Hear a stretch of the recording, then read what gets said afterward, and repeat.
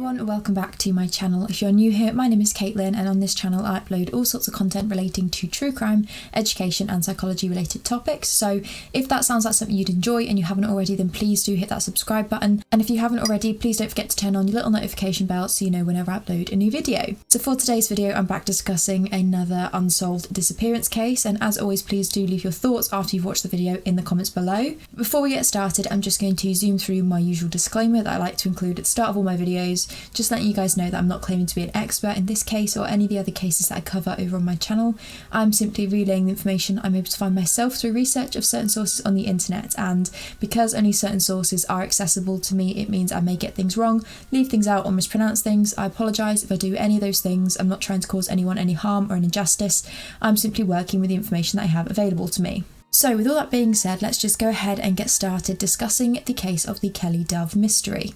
Kelly BERGH-DOVE was born on the 30th of July in 1961, meaning that she would be 60 years old this year. When 20-year-old Kelly was last seen, she was around 5 foot 1 inches tall and she had brown hair. She had a scar on the back of her head as well as a scar on her forehead that met with her hairline, and at the time she was also known to have worn a combination between eyeglasses and contact lenses. Kelly's disappearance takes place on the 18th of June in the year of 1982 when she had been working a shift at the Imperial gas station on Route 11 in Harrisonburg in Virginia. At this point in her life, Kelly had been living with her husband, a man named Dale Dove, and their 4-year-old daughter. Kelly had 3 sisters who all also worked at the same gas station as Kelly, and they would often switch shifts with one another if they were clashing with any plans that they'd made, and Kelly had been working in place of one of her sisters on the night that she disappeared. The gas station itself was located not far from James Madison University, but the actual road that it was located on was rather isolated and separate from slightly busier routes.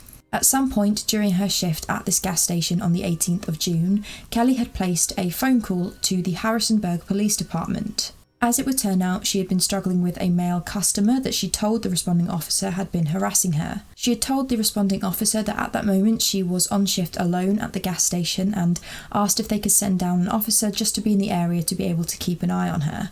Not long after this phone call had ended, she'd called up the police department once again, but this time she had told the officer that the same man who had been harassing her previously had returned to the gas station, and she described him as being dressed improperly. And then at around 2:30 AM, Kelly had placed a third call to the police department. This time, the responding officer had noted that she sounded rather scared on the phone, and Kelly had said to the officer that she had just received a phone call while she was still on shift from an anonymous man that was obscene in nature. She had also said that the same man that had been harassing her earlier on in her shift had returned again to the same gas station, and that he was driving either a silver or a grey car, possibly of a Ford make.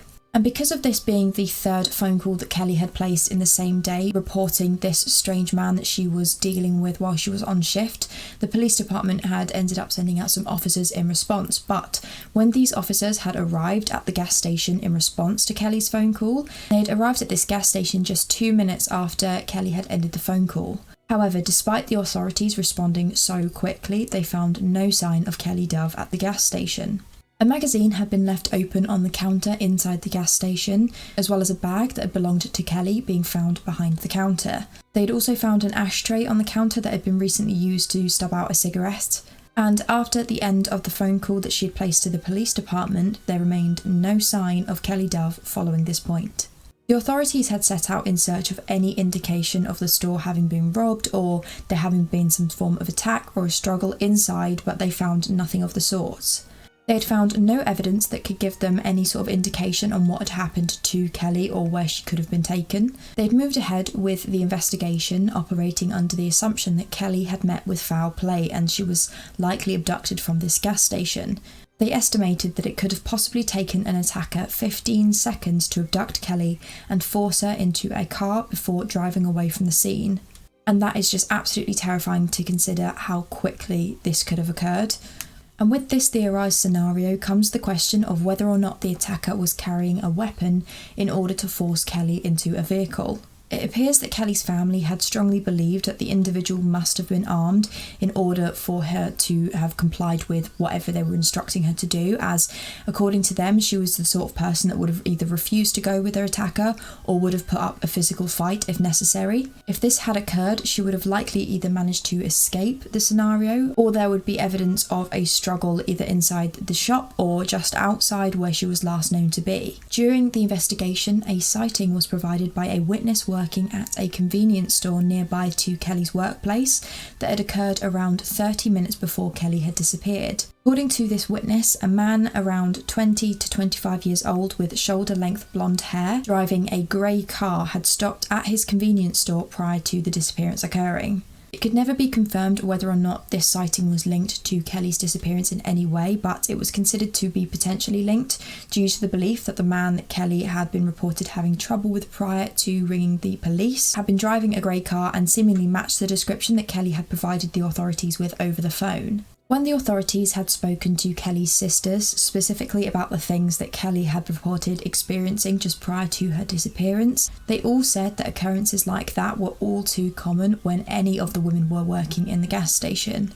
They said that they had all experienced creepy phone calls and obscene gestures on multiple occasions, mostly when they were working alone at night. Interestingly though, these unsettling phone calls placed to each of the women during their shifts at the gas station had stopped almost entirely following Kelly's mysterious disappearance.